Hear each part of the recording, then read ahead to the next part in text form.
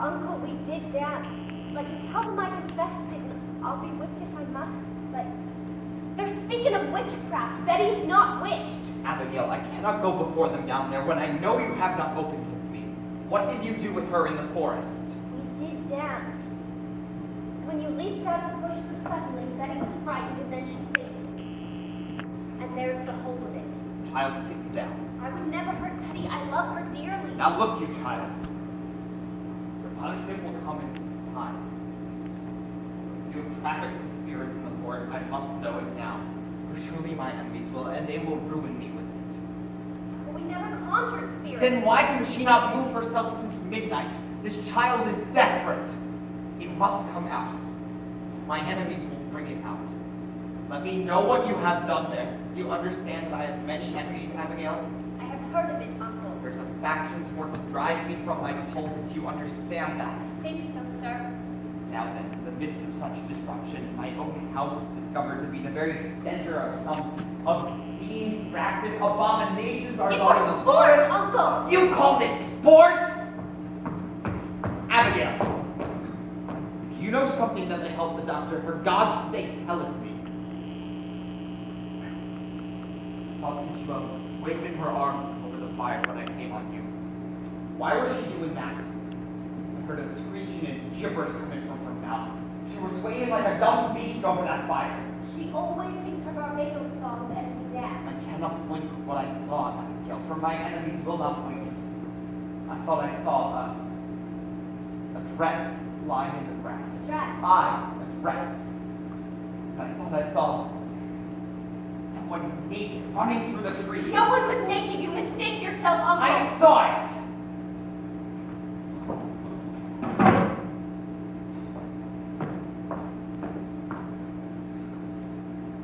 Now tell me true, Abigail. And I pray you feel the weight of truth upon me.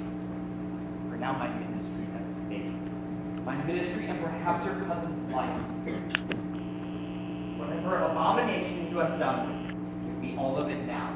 For I dare not be taken unaware when I go before the congregation down there. There is nothing more, I swear it. Abigail, I have fought here 3 long years to bend these stiff-necked people to me. And now, just when some good respect is finally arising for me in the parish, you compromise my very character. I have given you a home, child. I have put clothes on your back.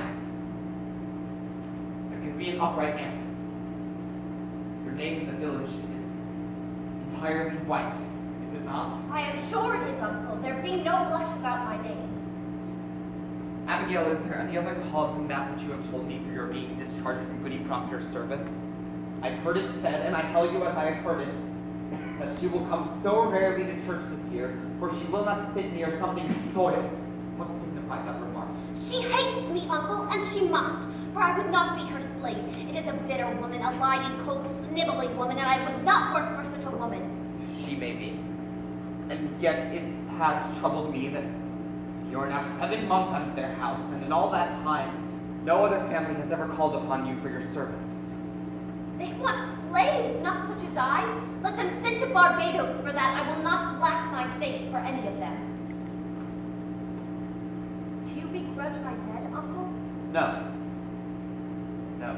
My name is good in the village. I will not have it said my name is soiled. Goody Proctor is a gossiping liar. No, I cannot have anyone. Oh, my good Putnam, come in. It is a marvel. It is surely a stroke of hell upon you. No, Miss Putnam. How high did she fly? How high? No, she never flew. Wait, sure she did. Mr. Collins saw her going over Ingersoll's barn and come down light as a bird, he says. Now look, you Marie Ann, she never... Oh, good morning, Thomas. It is a providence the thing is out there. It is a providence. Oh, what's out, sir? What's out? Why, her eyes are closed. Look, you, Ann. Why, that's strange. Ours is open.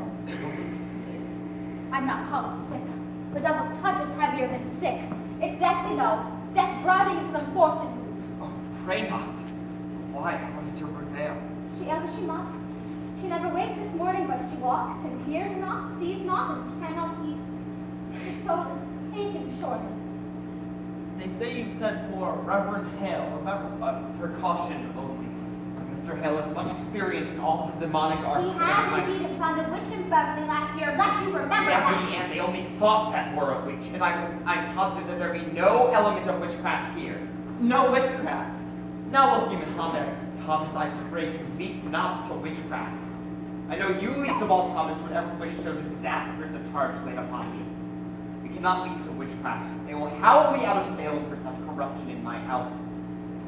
Mr. Paris, I have taken your part in all contention, and I would continue, but I cannot if you hold back on this.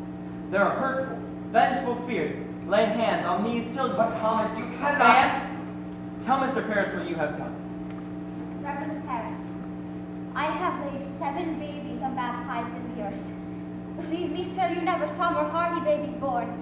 And yet, each would wither in my arms the very night of their birth. I have spoken nothing of it, but my heart has clamored intimations. And now my Ruth, my only, I see her turning strange. A secret child she has become this year and shrivels like a sucking mouth for pulling on her life too. And so I thought to send her to your Tituba. To Tituba? What made Tituba Tituba? knows how to speak to the dead, Mr. Paris. Fruity Anne, it is a formidable sin to conjure the dead. I take it on my soul. But who else may surely tell us what person murdered my babies? Woman! They were murdered, Mr. Paris, and mark this proof, mark it. Last night my Ruth were ever so close to their little spirits, I know it, sir. For how else is she struck dumb now, except some power of darkness would stop her mouth? It is a marvelous sign, Mr. Paris. Don't you understand it, sir? There is a murdering witch among us, bound to keep herself in the dark. Let your enemies make of it what they will, but you cannot look it more. Then you were conjuring spirits last night. Not I, sir, Tituba and Ruth. Oh, Abigail, what proper payment for my charity. Now I am undone. You are not undone. Wait for no one to charge you. Declare it yourself. You have discovered witchcraft. In my house, Thomas, they will ruin me with it. They will make of it up. Your pardons, I only thought to see how Betty is. Why aren't you home? Who's with Ruth? Her grandma come. She's improved a little, I think. She gave a powerful sneeze before. Ah, there's a sign of life. I worry no more, Goody Putnam. It's a grand sneeze. Another like it will shake her wits together, I'm sure. Will you leave me, Thomas? I will pray a while alone. Uncle, you've prayed since midnight. Why do you not go down and... No. I have no answer for that crap. I'll wait till Mr. Hale arrives. If you will, Goody Anne. Now look you, sir. Let you strike out against the devil, and the village will bless you for it. Come down, speak with them, pray with them. Their thirst